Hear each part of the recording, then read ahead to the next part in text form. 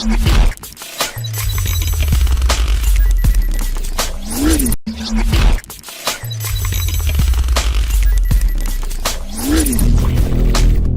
South Africa first, says Cyril Ramaphosa.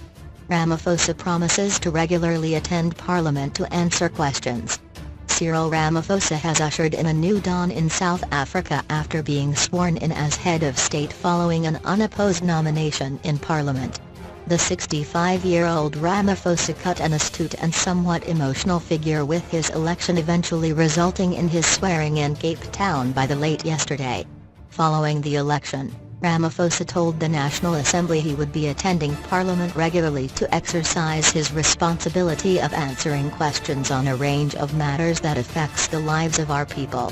He reiterated his commitment to the country as being a servant of the people and a catalyst for improving lives. His refreshing approach is a far cry from what South Africans have been exposed to under ousted President Jacob Zuma, with Parliament putting him under heavy scrutiny rather than tackling the country's ordinary needs. "I will seek to work with all political parties," Ramaphosa said, adding that he would meet opposition leaders. "I am heartened by some of the sentiments expressed here about working together." He was referring to prior congratulatory messages from opposition leaders, including the DA, IFP, UDM, NFP and ACDP.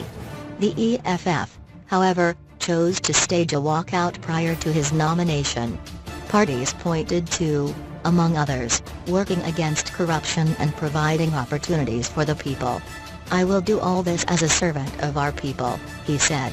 "I do believe that when one is elected in this type of position, you basically become a servant of the people of South Africa. And I will seek to execute that task with humility, with faithfulness and with dignity as well. That is what I will seek to do. And I would like to thank all the parties who have spoken. Listening to all the parties who have expressed a whole lot of sentiments here is almost like in our culture, when a young man becomes a man. You are almost given instructions.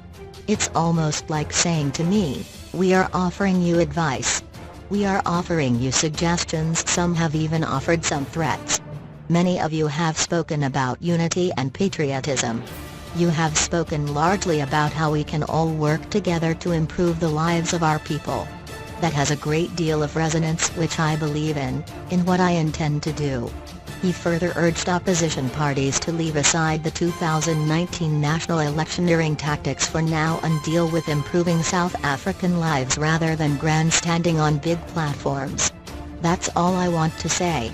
South Africa must come first in everything that we do." Ramaphosa added it would be suitable if the level of debate in Parliament was raised on relevant issues rather than screaming at each other. "I will want us to rise to that level." This flip side of that coin also says that we should respect one another.